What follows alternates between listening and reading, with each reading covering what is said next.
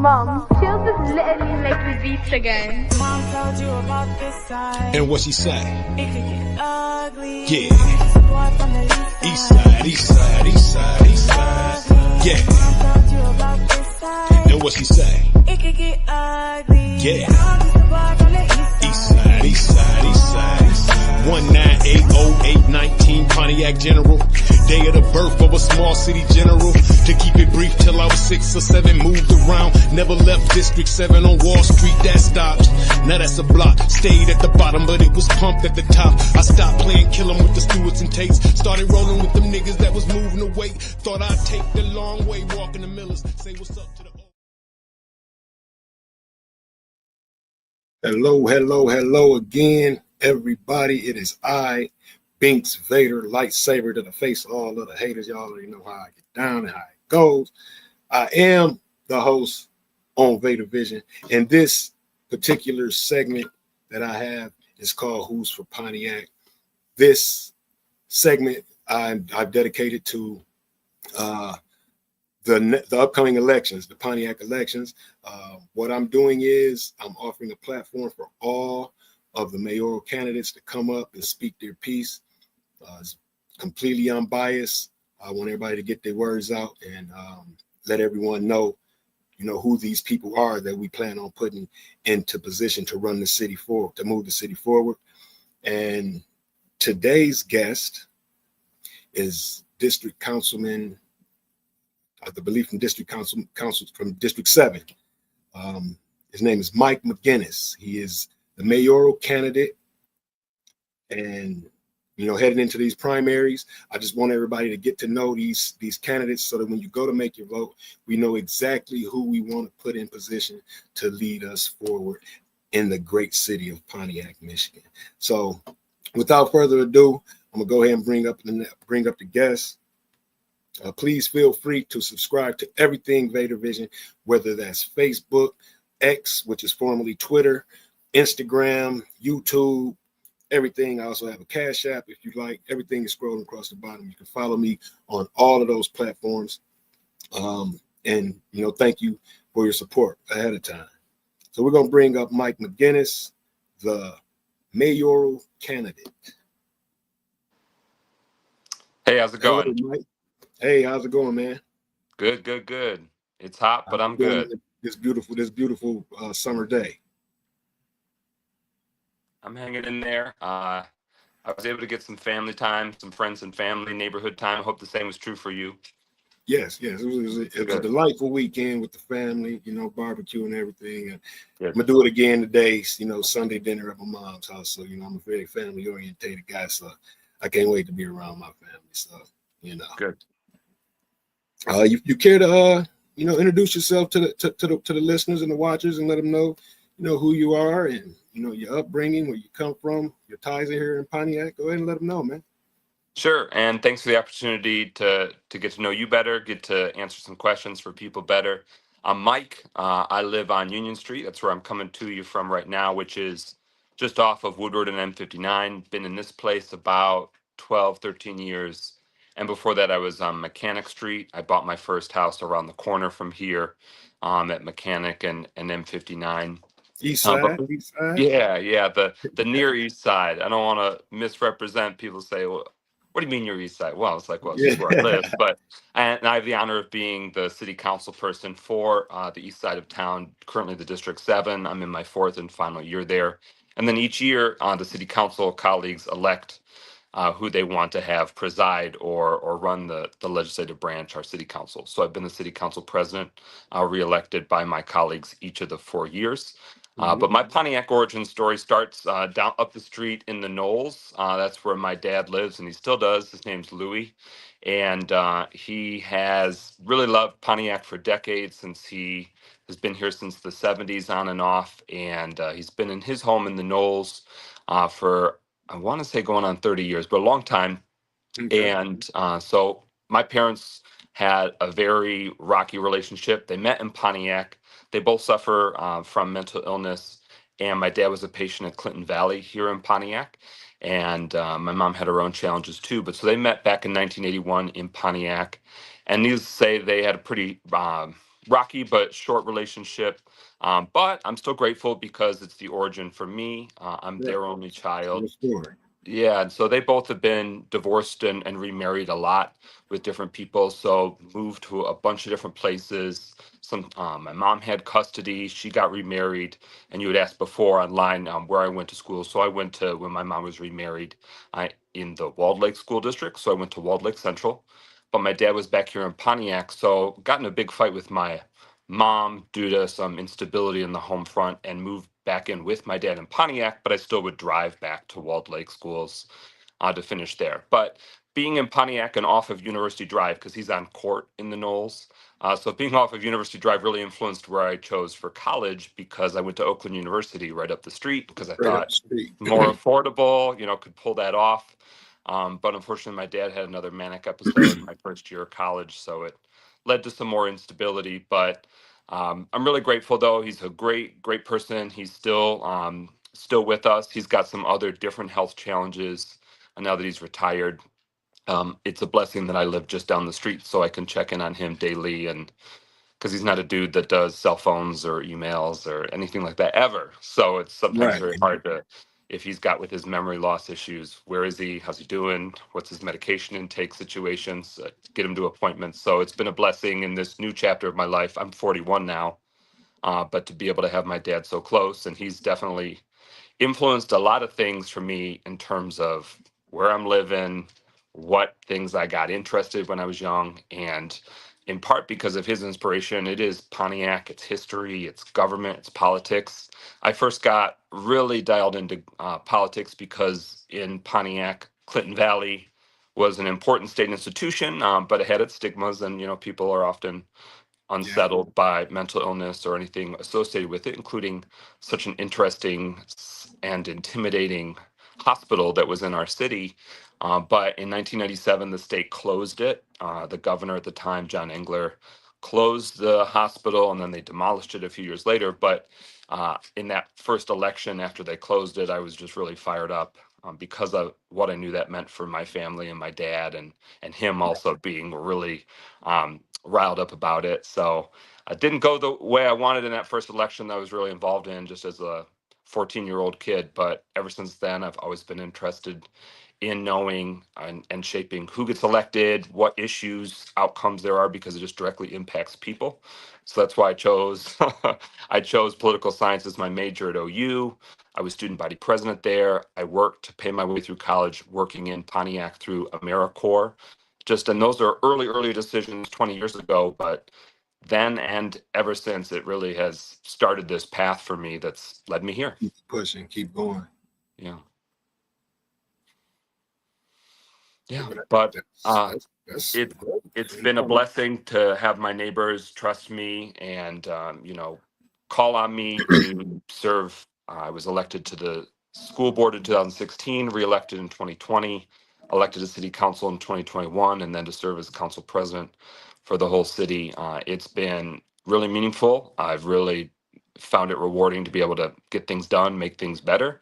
And I'm running for mayor because I know firsthand, now that I've seen it up close, how crucial it is for who we elect. They can really boost, changes, really add gas and fuel the fire to make things happen, or they could slow it down or, change directions. It's just really in Pontiac more than many other cities. Who serves as mayor really has a crucial role with our development and our progress as a city.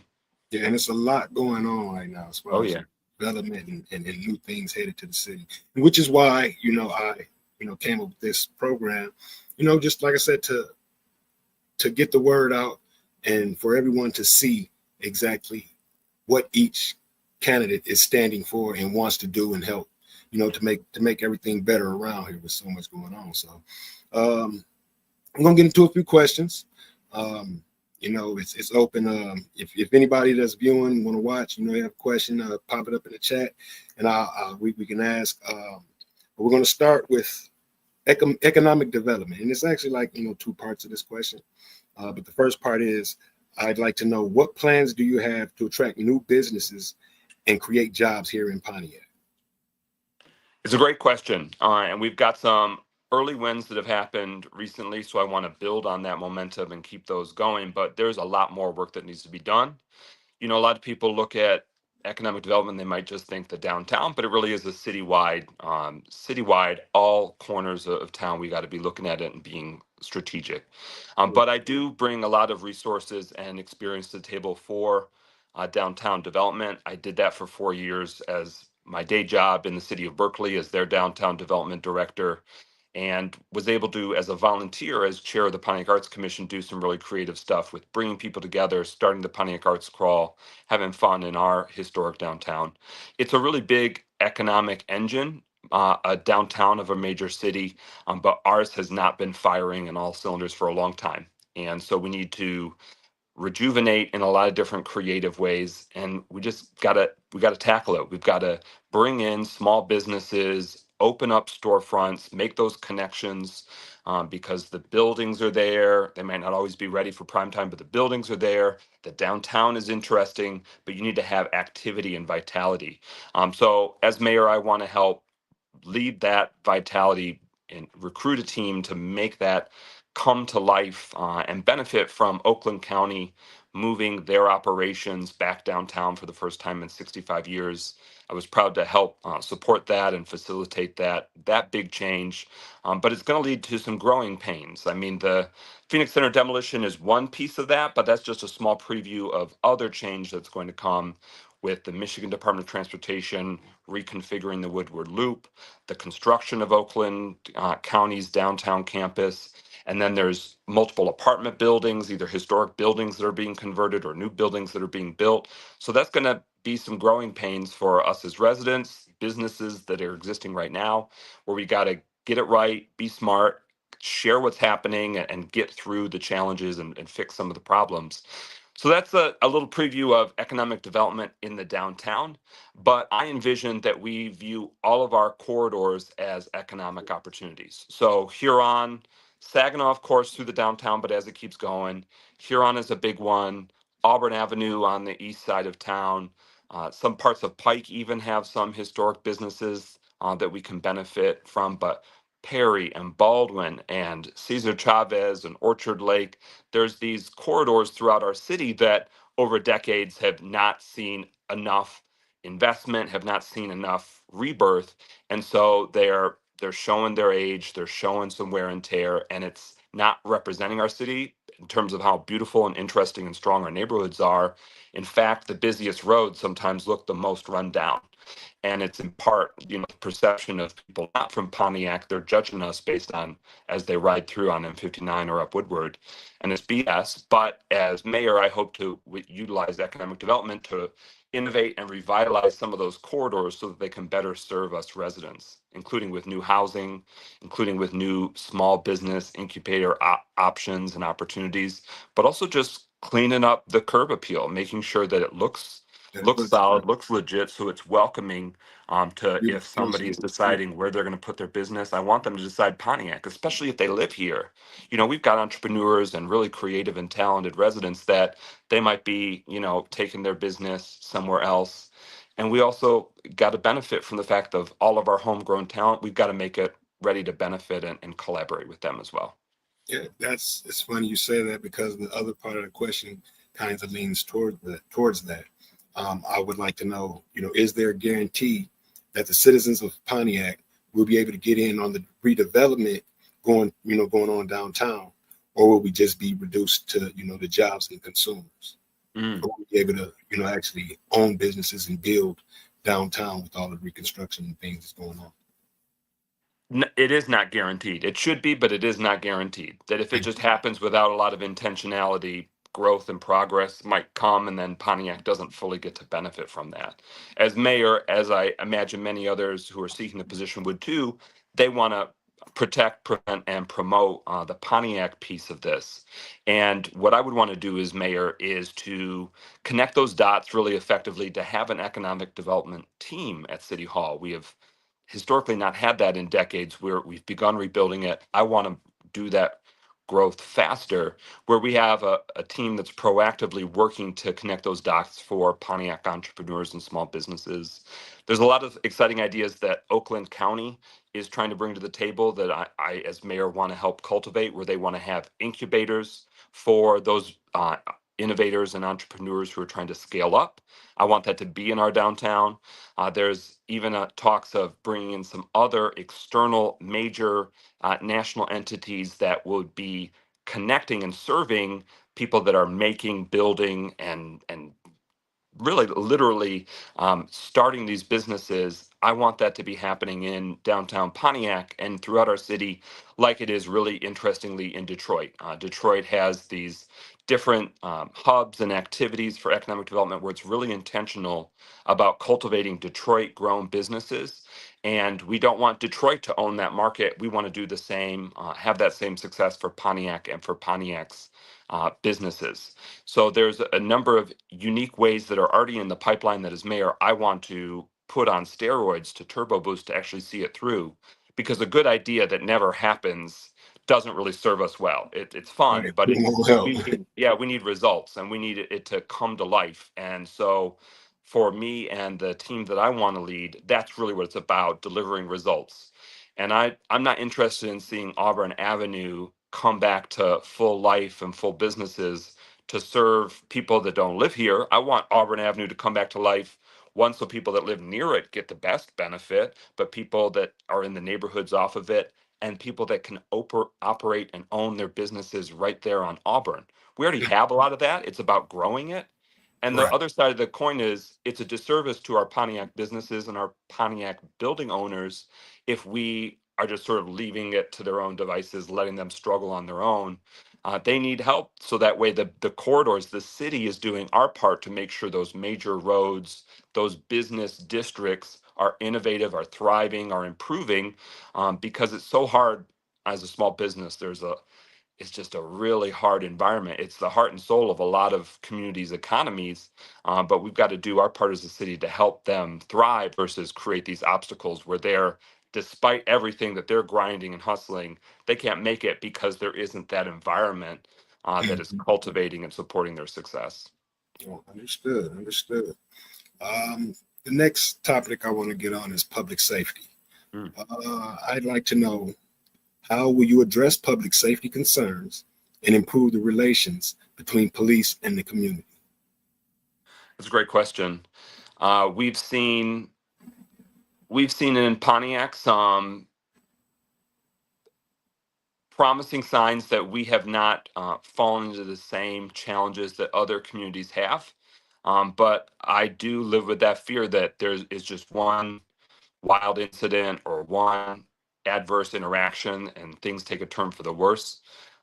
It's important that we have community policing in our community. Right now, it's with the sheriff's department, but if it's with the sheriff or in future decades, years and decades with Pontiac Police Department itself, that it cannot just be about responding to crime and responding with an iron fist or a heavy hand. Community policing matters. So we've been increasing that investment with the last few sheriff contracts. It's something I'm committed to doing. But also, we want to prevent crime in the first place. So, what we've been able to use federal funds for is to invest in GVI or group violence intervention to bring some of those nationally proven programs that have worked in other cities to Pontiac. So, that's something I'm committed to keep trying and growing so that way residents on the ground are being well served with preventative intervention measures.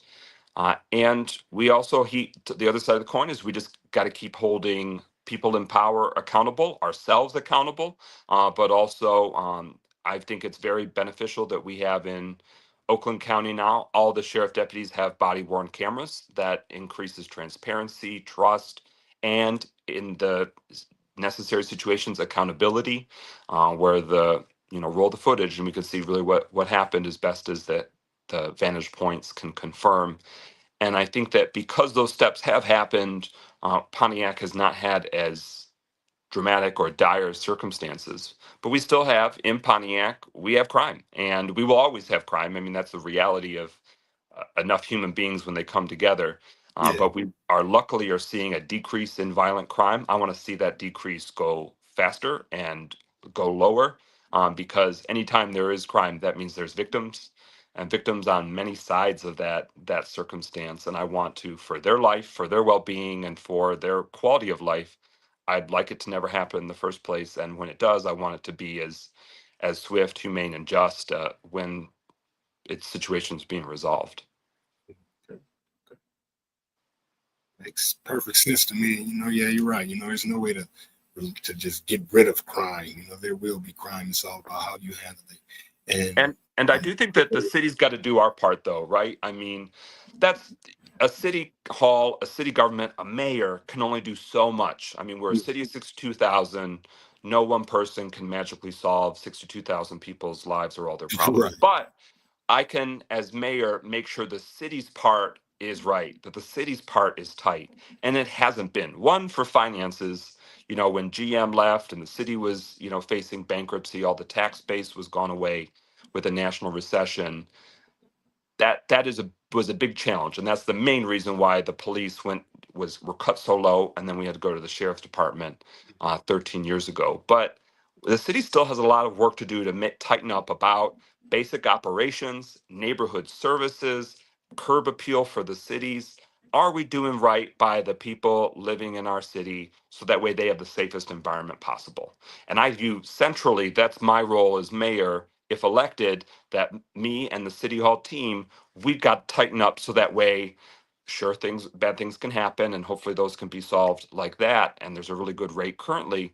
But how can we create an environment where it's not even, people don't even think, oh, I'm going to Pontiac to do X, or I'm driving by Pontiac because I want to dump this trash, or I'm going to, I want to make it so that way the environment, the streets, the lights, the trees, the debris, the abandoned vehicles, that is handled so that way we can have the best quality of life, but also we are not making it an environment that seems like anything goes, or you can get away with it, or there's enough places where you won't get caught, or this is the place where it's going to go down. I don't want that for Pontiac, and it doesn't have to be that way. And I want to do our part so that way the city is cleaning up and making things better.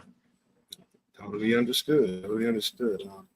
Moving on to education. I'd like to know, what initiatives will you support to improve local schools and educational opportunities? I've thought about this a lot, also from the other side of it, because I served on the school board for the city of Pontiac for 5 years. I want to see our mayor and our city leadership talking to the school's leadership. That's the basic core foundation, and that's something that hasn't consistently always happened with different mayors, different school boards and superintendents, all that. So I want to make it so that way the schools and the city are talking. We're literally neighbors in terms of the offices, city hall next to the administration building. But then I want us to also coordinate so that way investments that the school districts are making or investments that the city's making, we're not doing it in isolation. We're actually having a shared strategy, a shared vision, and then shared implementation. And that could take a lot of different directions. So as one basic example, there are about 10 different school buildings in the city of Pontiac that the school district owns. They have to plow that snow. They have to salt to prevent ice during the weather. And they right now contract for those services outside with a private company. That's really basic. It's really straightforward, but we could, I hope, as the city and the school district, make it so that way they contract with the city, because we're working to expand our public works operations rather than them have to pay more, because it's all ultimately the same taxpayer dollars just going to different entities, that we could have, better savings, better efficient services for that, among many other examples. And you wouldn't think about, salt or snow plowing when you're thinking about schools necessarily, but it's just like the basic functions and logistics. We can get smarter and more coordinated. So I want to communicate more. I want to collaborate more and coordinate more. But then next level, I want to make sure that we are marketing and leveraging what we do have going for us in Pontiac when it comes to education. One great example is the Pontiac Promise Zone. So up to $50,000 for every child that's in the Pontiac School District footprint. And that's if you're going to a school that's a charter or parochial or the public school, but in the footprint, that you can get up to $50,000 for your after high school dreams. So, trade College, school. trade school, Yep. colleges. It covers so many different things, in addition to community college first 2 years being free now in Michigan. But the Promise Zone is something about Pontiac that's really amazing.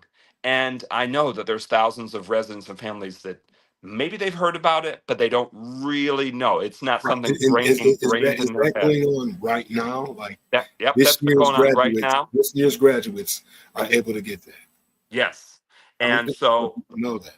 a lot of people don't know that. So when they're thinking about, do I want to move back to Pontiac? I grew up here, but I've been raising my kids elsewhere. Is it right to move back? I want that in their mind. I want them to see how dynamic and competitive that makes their child's future. And so while it doesn't paper over any other challenges or make excuses for anything else we still got to fix, we got to celebrate and communicate what are the great things going. So Pontiac's own native Coco Mulder is the executive director there. She's been able to really make a lot of progress, but there's millions of dollars still not used from the Promise Zone, meaning there are children, there are young adults that are getting close to graduation or have graduated, and they're not taking advantage of that. I want to change that. I want to have that. We have in Pontiac, just to round up, 15,000 kids, 15,000 people that live in our city that are 18 years or younger. And I want all 15,000 of those kids to have a great life. And I want them to have great opportunities. And we already have that really unique opportunity that doesn't exist in every other community.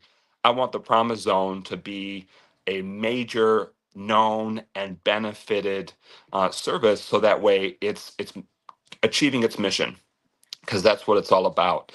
So that's one example of others. Two other things that are really directly related to our student population that the city's been able to do or needs to keep moving forward on is there's a new program called RX Kids.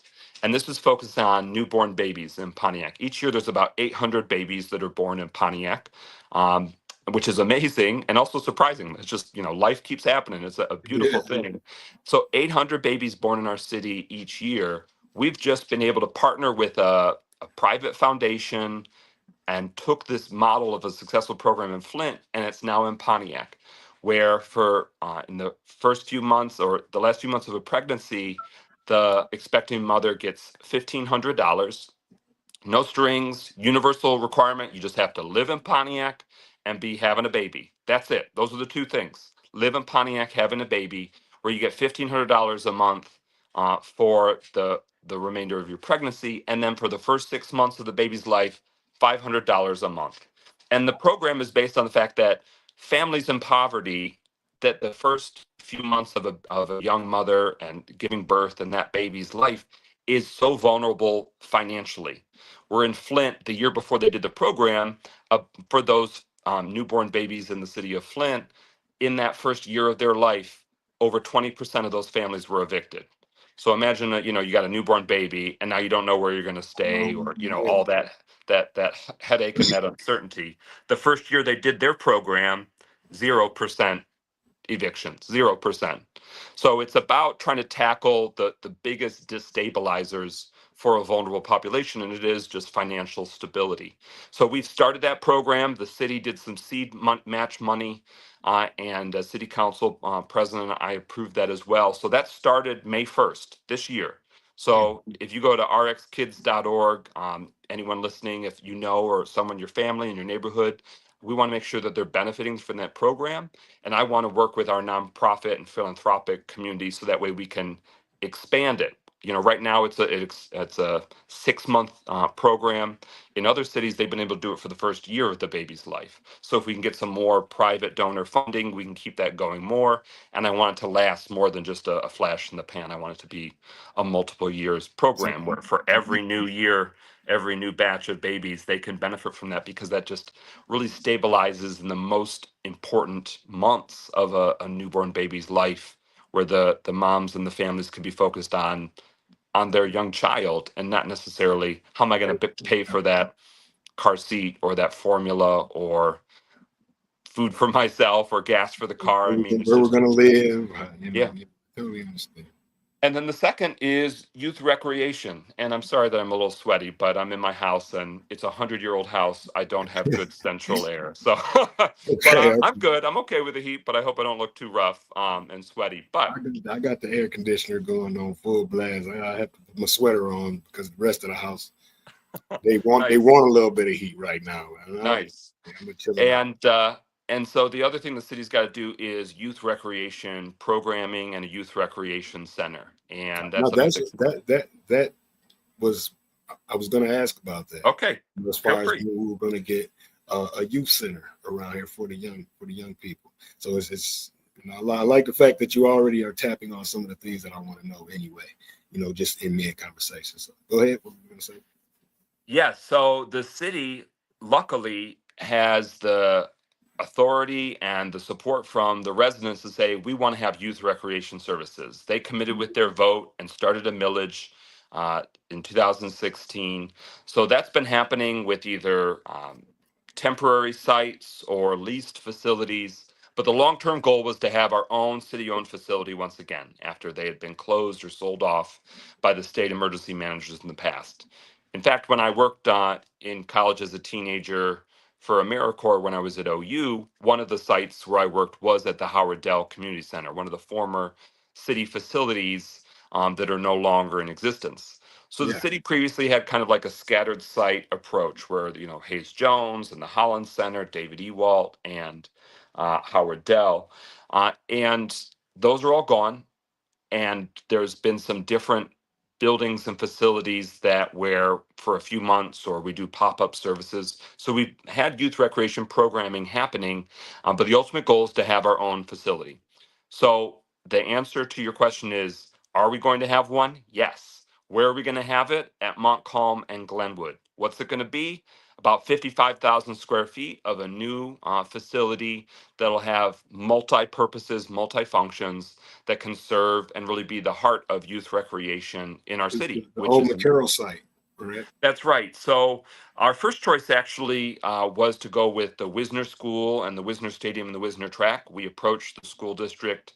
There's no perfect location, right? There's nothing that's immediately available, new, right in the central location, and cost nothing. I mean, that doesn't exist. So you kind of go with what are our other pros and cons we weighed. So Wisner was where we wanted to go, but the school district wasn't interested in selling, partnering, or getting into the right spot. So because the clock was ticking, we had to move on from that first choice. And our second alternative runner-up was because the mayor was really interested in having a centrally located site. They had one that was being leased on Gulf Drive, that old charter school at the old Bible College, Mhm. for a little while, but it was a really high lease rate, a very low participation. It was on a part of town where it wasn't seeing a lot of kids that were directly coming or feeding into it. So they want to do something more central. And so there were a lot of different options looked at. The former McCarroll Elementary School at Glenwood and Montcalm became our strongest alternative option. So the city council did authorize the purchase of that closed school. Ultimately, the building was too far gone, so we authorized the demolition of that school. It was grant paid for, so we didn't have to pay for the demolition. We also had to do site remediation because 100-year-old school, they had old boilers in the ground, and you had to make sure that the soil was legit too. So a lot of different site preparation, and now we're at the point where the design of it has been finalized. We approved the concept after a lot of community feedback sessions. Now we're at the point where the engineering and architectural firm has finished the design. And next month at City Council, they'll be bringing the finalized design to say, here's the finalized design and here's what all the pieces will cost. You gave us a $37 million target, and we're now saying based on 2025 construction prices, this is what it would cost to keep the full kitchen versus going to more of a cafe kitchen. They're going to lay that all out, and city council in August will say, okay, yes, the pricing looks good. finalize design, and then ground can break this fall for the construction project. It'll take about a year plus, but I'm excited, should I be elected mayor, that I'd be able to move that as fast as possible, Right. open the center in the next year and a half, and then make that center thrive, operate, thrive, be the center and the hub of our youth recreation activities and just the community overall. Because obviously, youth recreation is going to be the main function, but there'll be other stuff that obviously happens. You know, private rentals of the two new gyms. You know, basketball tournaments, community gatherings, meet and greets. You know, town hall meetings. I mean, I want it to be a hub of activity and life, and it's a really going to be a beautiful quality space. And so we're working now, because some people are saying, well, how do you pay for it? So we've worked through how we can afford it, but I hope as mayor, and that I'm still encouraging the current mayor to pursue, that we can get some grant and philanthropy donations to help defray the expenses, because it's an amazing service for the community. And so to have somebody that either wants naming rights, or they want to sponsor a gym or sponsor the kitchen, and help make that more of a realistic price tag, I welcome that. And as mayor, it would be my job to push that forward. I can't wait. I can't wait. Hopefully that everything works out, that we can get there, because I do believe that the youth of the city deserves something like that. I came up, I'm a Holland Center kid, so I most definitely came up where we all had somewhere to go, something to do. A lot of us got into sports and reading and crafts through those centers. So, I can't wait to see the city utilizing something like that again for the youth moving forward.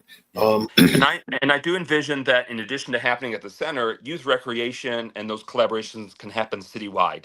So, for example, you mentioned some of those other sites where there's crafts or recreation. That can happen in our parks. In the meantime, that can happen with our schools, both public and charter, right now. That's my vision as mayor. That had always been my hope, and that never fully came to reality, in part because so many schools are being renovated right now. With the schools had their capital improvement bond, a lot of those schools where we're hoping to have sites around the city, those schools were offline in the summer, because that's when they can get in their construction and renovation projects. But that's something that I want to see happen. As mayor, I want to help lead that way of how can we creatively deliver recreational opportunities. And long term, we do have to tackle the issue of what about access to pools. On the city council, I did support the possibility of buying back the former Hayes Jones Community Center. It has a pool, an outdoor pool, and it's been renovated by the current private owner. There wasn't enough support to see that through, but it was something that I wanted to look at creatively of how can we get to a pool? How can we get to that, aquatic play and aquatic education opportunity, as we still are waiting to see if the school district will be able to bring the former uh, high school pool inside their gym, or excuse me, inside their high school, if that can come back online, because that's been actively in the talks too. So that's the immediate what's in front of us. And then we've got a lot of opportunities with Oakland County parks all throughout our city. And for the sake of time, I won't go in hardcore on it, but there's a lot of innovative ways that Oakland County Parks, as they're looking to be new and next level, I want them to do it in Pontiac. If they're going to do creative indoor play activities for families, choose Pontiac where you're going to build at. If you're going to make an all seasons recreation center, as you're reimagining what Oakland County Parks can be, make it be Pontiac where you do that next innovative thing, because we're really blessed to have a really effective, high performing county government. We're their county seat. We've just begun to lean more into that. And as mayor, I want to keep building on those relationships, so that way it benefits our residents. Because at the end of the day, is a family, a grandma, a neighbor, are they really going to care too much of what exact tax dollars and what exact private donor paid for it and who approved which bids and bonds? No, they want, at the end of the day, they want something great and safe and nice for their family. And so if I can help push through with Oakland County and grants and philanthropic foundation support to do some really creative things in addition to our city youth recreation center, I'm all about it. I don't view it as either or competition. Let's do it. Let's do more and better for Pontiac, and do it in Pontiac. City forward. True enough. Moving on. The next topic I wanted to get on is infrastructure. Mhm. How do you plan to address infrastructure needs like roads, public transportation, and utilities? Yeah. Looking out my window at Pike Street, which is rough as hell. I live at Pike and Union, and in that instance, luckily, we've got some federal money. Help is on the way. A $20 million project to completely redo Pike Street all throughout the east side and the downtown. That'll be a major project that the next mayor is going to have to help deliver effectively, and it's going to have some pain for people that live on or off Pike, just off of Pike or right on Pike itself. So it's my job to make sure City Hall is communicating early, often, and clearly about the infrastructure challenges. In fact, after I talk to you, I'm going to head over because Voorhees is about to be closed for 4 months between Telegraph and Orchard Lake Road. And, a lot of people drive that every day, especially if you live over there. I want our City Hall to, one, not have so many surprises for residents. I want them to know about infrastructure projects or quick fixes or long-term overhauls that are happening so they can plan accordingly, not get frustrated. It's always a challenge. Change is hard, even when things are going to be great at the end. That construction period is rough, and over the next 4 years, we're going to have a lot of that. From Woodward, Auburn is kicking off later this year. I was just talking about Voorhees, but Kennett as well. We finished up most of MLK. It's looking beautiful over there, but there's just a lot of pain, needed necessary pain with the major roads. So that's one piece of the puzzle. But the heart of what a lot of people are frustrated about are their neighborhood streets, the city streets, and there are a lot of them throughout the city. Most of them have not been touched beyond some patching, have not been touched in over 40 years. That's the last time that there was a local roads millage. And so, as mayor, I am going to bring stakeholders together to say, okay, because the current mayor brought to city council a proposal for 150 million. Do we take this to the voters? Do they want to say yay or nay? We said no because it didn't have a thorough plan. It wasn't clear which roads would be tackled, and the price tag seemed too much. As mayor, I want to bring stakeholders together to work through a plan because we've already built out the rating of what are the worst roads. They're either fine, poor, or despicable. And so I wanted to tackle first the ones that are in the worst shape and the ones that we can afford. So a much smaller price tag, much more focused, and then share with the people, okay, here's our game plan for our local neighborhood roads. Is this something that's going to tackle the issue the right way? And is this a price that you're per household that you're comfortable with? And if the answer is no, that's okay. At least we were clear eyed about what was an opportunity to fix it. But we are in a situation where the local city roads, there is not sufficient funds to even do even a handful of them. Just one example, we have on Giddings Road a sinkhole that is formed just north of Walton. It's got a little culvert underneath it where water can run under the street. And something happened at some point where water is coming in underneath it and it's causing this deterioration. That fix in that little section is $700,000, I believe it is. So that eats up a lot of the sort of budgeted money for our local roads for the year. Just that one little project, and you have to because it's a emergency safety situation. So we are not going to be able to really band-aid our way out anymore. And then the final piece when it comes to infrastructure is that we've got to, once we've got the roads legit, we've got to maintain them ahead of time before they get too far away. That culvert I described with that pipe underneath the road, that should have been inspected and fixed years ago as it was going. So that way a few dollars prevents a few $100,000 fix. So it's about prevention. And we have just made a approval of a purchase for a public works facility at the former Pontiac Central High School to see if that can become ultimately our public works municipal operations campus because we need interior quality logistics center for our street sweepers, for our pothole patching, for our snow plows, for all that equipment. And really that gets to the heart of preventative maintenance for our major and local roads. We've got to be, sealing the cracks, legit pothole patching, cutting out sections that are the most deteriorated. Otherwise, the whole street starts failing. that is the more cost effective way to do it. And it also improves residents' quality of life. So they don't have to wait 10 or 20 years on the most, deplorable of roads. Then it's perfect. But then after a few years, it starts to crumble again. We want to do that preventative maintenance to help our roads and our infrastructure last longer.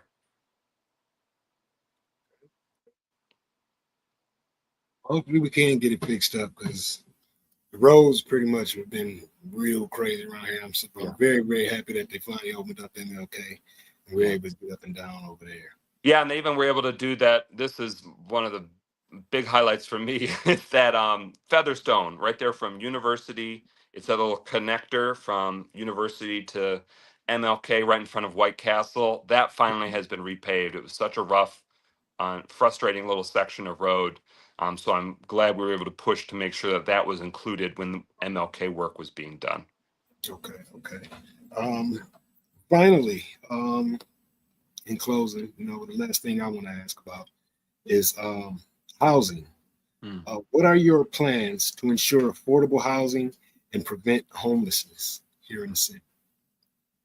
Thank you for that question. Yeah, and Pontiac isn't alone on an island with this. This is a major challenge here and in other places. On the city council, I have supported every housing proposal that has come before me. I'm a big proponent, big supporter of attainable, affordable, quality housing. There's a lot of new home construction and apartment construction that's been approved, breaking ground, or actively underway. And so later this month, I'll be at a groundbreaking at Auburn Place Apartments across from the Frosty Tree on Auburn. That empty land will become a new 5-story affordable apartment complex from Lighthouse. I've supported them at every step of the process. You said this is across from Frosty Tree? Yes, there's a vacant land there, Yeah. like at Francis and Auburn, just past. The big field right there across the street. Yep. So that'll be a new apartment building. We've got the historic Casa del Rey building that's being renovated right now. New construction on Gulf Drive, those Westwood apartments, and those have affordable units in them. That's just opened, their latest phase 3. And there's a lot of others, including the ones I mentioned downtown at different price points. But we've got a lot more need than just those few different proposals. So, as mayor, what I want to do is lead a housing boom, a housing building boom when it comes to affordable, attainable, market rate, all price points, all sizes, all types of shapes. And I want to see it happen quick. I think that we need 2,000 additional housing units. And so I want to get those in the pipeline soon before windows close, before opportunities close. As mayor, I want to support a number of different tools in the economic toolbox that can lead to that housing innovation, that can lead to that growth.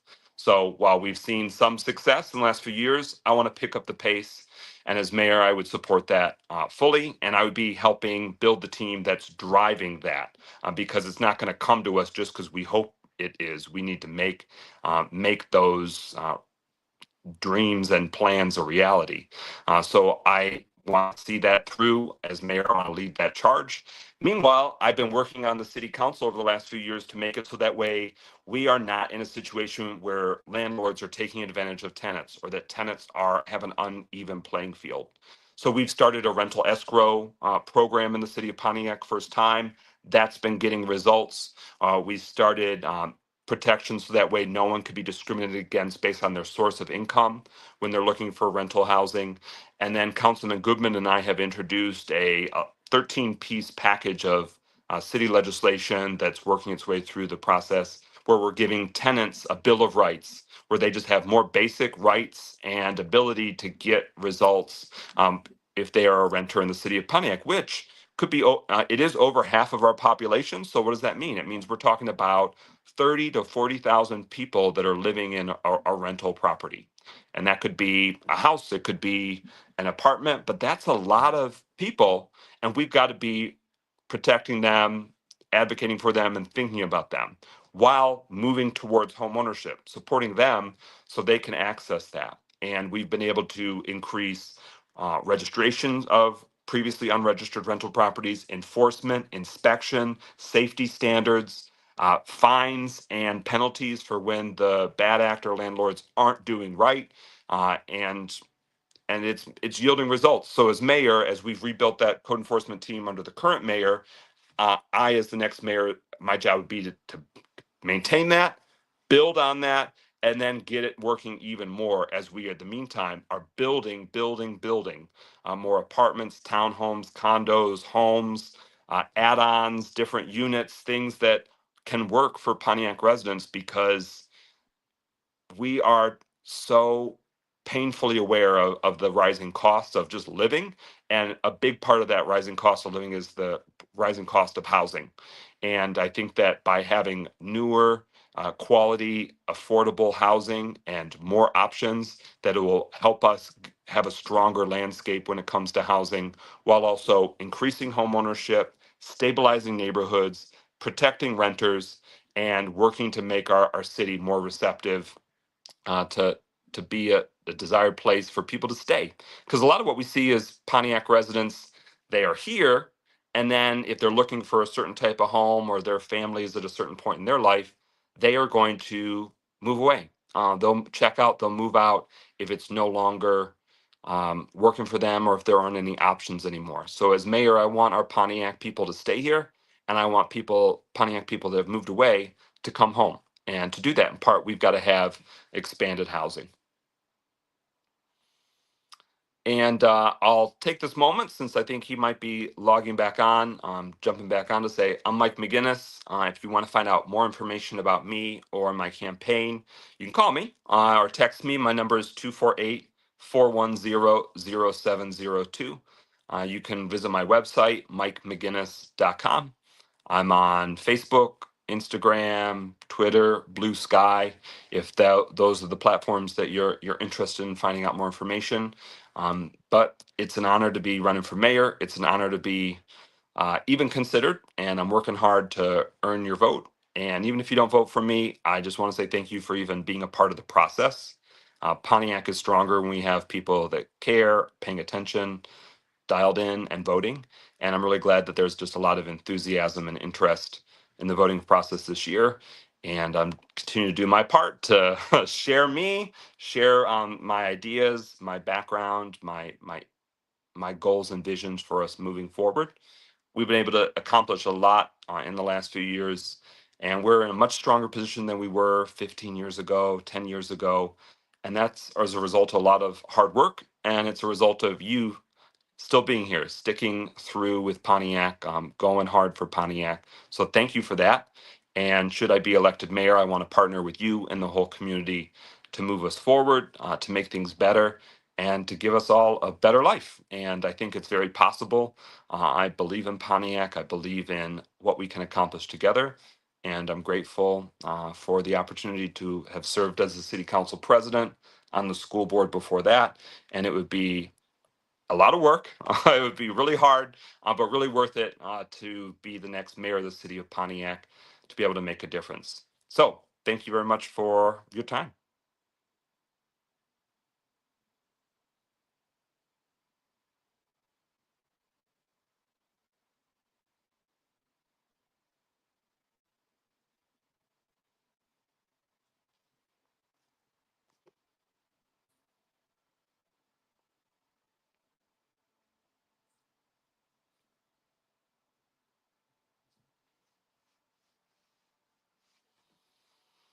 If you're still watching, I hope you have been able to beat the heat. There is a cooling center in Pontiac right now at the Bowen Center, 52 Bagley Street. So if your power goes out, if you don't have air, if you just need some cold water, you can visit the Bowen Center. The city of Pontiac's facilitating that cooling center until 8 p.m. tonight. It's Sunday, July 6th. City Council, though, does want us to have a lot more preparation and plans for when there is a weather emergency, both winter and heat. In the cold and in the heat, and then whatever other natural disasters arise. We don't have a good system right now where everyone in the community knows if something goes wrong, where are we going to mobilize, where are we going to meet up, where should we be looking for information. So that's something that I want to see happen as mayor. I want to do that work and keep getting that right.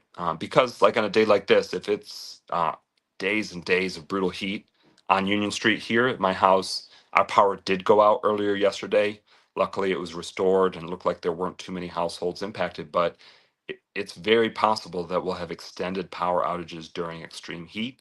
And then we've got to have plans for us as a community about how we're going to protect the most vulnerable, be able to meet up, make things better. So just want to flag that.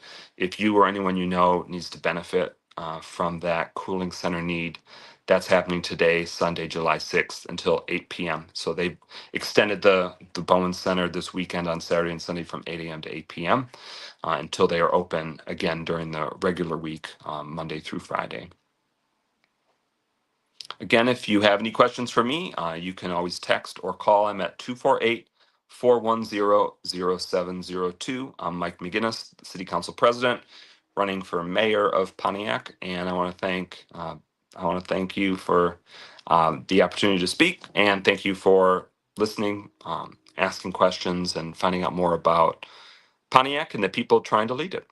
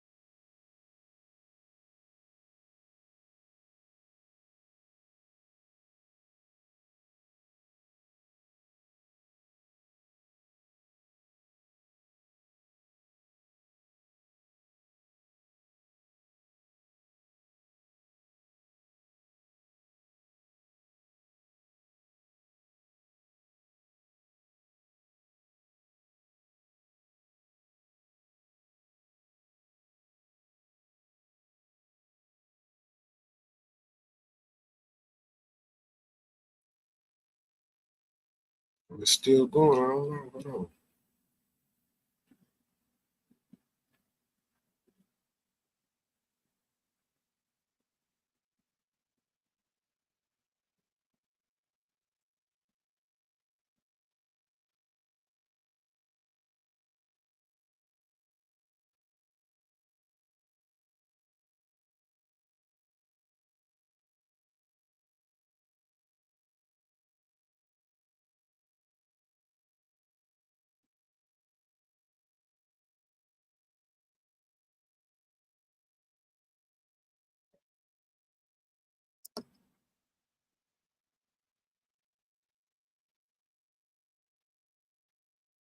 Yo. Yo. Yo. Come to the house? Yeah, I'm on the stream right now though. Oh, you doing the thing with the McGuinness thing. Okay. Yeah. All right. All right. All right.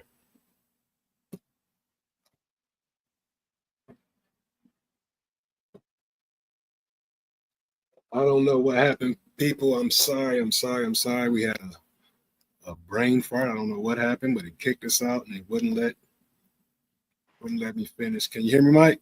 Yes, sir. All right, we're back. I don't know what happened, but everything just shut down and kicked me out. But when I came back, the live was still going. I never was able to close the live out, so I was still able to come join back in. So we were talking about the homeless situation, and it started blinking out as you were talking about some of the other properties that were going to be coming available, at different prices in different areas. So just to pick back on that, go ahead. Oh, of course. And thank you again for the opportunity to even do a deeper dive on these issues. There's a lot happening in Pontiac. And I think part of what a lot of people want to know is what's going on. They want to hear what's happening in their city. They're interested. They don't want to be left out. And so I think that's something that a future mayor, whomever they are, the future mayor, we want to make sure that they're responsive, they're updating, they're accessible, and they're just sharing what's happening and sharing ways that people get involved. So the housing is one example of many. I want folks to know about all the new building that's popping off and about to come online, because it directly hits at what we need, an essential service, which is to have quality, affordable housing. So as a council person, I have supported every housing initiative that's come before me. I have advocated for renter protections and delivered results on the city council, and I want to, as mayor, keep those going. And when the question comes to homelessness, one, I think the affordability element is a big piece. People are being priced out of even being able to have attainable homes. And I get calls from neighbors on the east side, they're looking for, do you know anything? I'm on this wait list, but it's this many months out, and I've got a family member that's about to put me out. I mean, it's real life. So if they've got nowhere else to go, unfortunately, sometimes the streets are that last resort, which is heartbreaking. So we on the city council have been able to put some money behind some homelessness intervention and rapid response purposes. We also have supported the bringing on of an emergency warming center at New Birth Church. They're at the old Boys and Girls Club on Columbia, 124 West Columbia. And we're working to help them be more long term all throughout the year when needs arise. That's coming before City Council for a final vote this coming Tuesday, July 8th. I plan on voting in favor because I think that it's a benefit. It benefits residents. It benefits those that are challenged and on the margins in our city. But there's, just like we talked about earlier with crime, there is that dynamic where there will always be people that, due to their mental health crises or what they're going through in life, or a lot of different adversity, they are unwilling, that they just don't want to come to those, just find a different living situation. But we've got to do everything we can for those that can and will. So that way we're not exploding those challenges, exploding those challenges for people in those crisis moments. All the while working to try and move as many people as possible towards a better solution for them, and that involves social worker interventions. So I live, like I talked about, right by Woodward and M59. There's a period of time, and sometimes it flares up, but where people are congregating or camping out, creating little camps right along the Clinton River or hidden in the woods. And so, in addition to trying to ultimately getting a handle on that, it's about having social worker interventionists come day after day after day to try and find out, okay, what's the barrier here? What's the block? And for some, it might be, I came out of the system. I don't have any ID. I don't have any paperwork. Okay, how can we get you the essentials that you need to get some access to resources or accesses to temporary housing? For others, it's a situation where that's their life they are choosing for themselves. Right. And You we don't got to want to help. make You that. gotta want to help yourself out. Yeah. Period. And but we got to make sure that that is not infringing on everyone else's safe and satisfactory living too. So we're Right. not about to make it where every neighborhood or every road is going to have homeless camps. That doesn't work. It's not going to work. That's not what we want for Pontiac. So it's a balancing act. And as a council president, I've tried to balance the humanity and the resources with also being able to stabilize our neighborhoods for everybody. And so we're not going to in the interest of serving some of our most vulnerable and challenged neighbors, make it where we're just going to let anything go in all of our neighborhoods. That's not going to fly. That's not the right solution. True enough. But I am glad to say on city council and on the planning commission, I mentioned about New Birth on Columbia, Baldwin, which needs a lot of help. It looks rough, it looks run down and dirty because sometimes there's the concentration of homeless or people on the margins. But Hope Warming Center is doing amazing work, and they are looking to expand to build a beautiful, quality, larger site. Part of the challenge along Baldwin is that they have growing pains. There's more of a need than there are beds each night. So it's about dealing with that, Bigger making it facility. be harmonious for the people that live around there. And we just got to keep getting creative and innovative about making the city work better.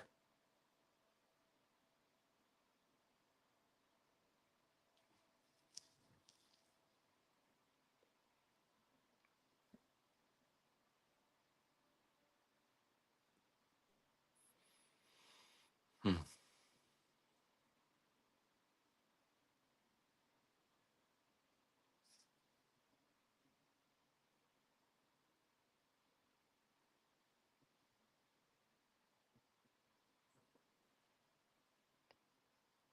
As connection issues arise again, I mean, am actively thinking about people on the margins, people that don't have access to stable housing. Days like this, when it is so oppressively hot, we got to make sure that they are safe and in good shape. And that's why cooling centers in the heat and warming centers in the extreme cold are really important because we have this consistent homeless population evolving. But there's consistently in our city a number of people that are on the margins. We've got to make sure in these weather emergencies they're okay. So please let everyone know about that cooling center that's happening today.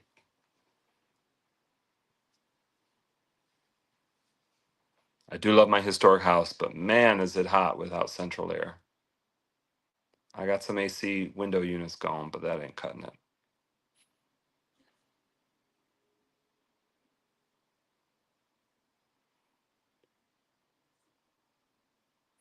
But I'm Mike McGuinness, and I'll leave it at that again. Hope you all stay safe. Have a great rest of the weekend. I hope you had a great 4th of July. Thanks, Pontiac.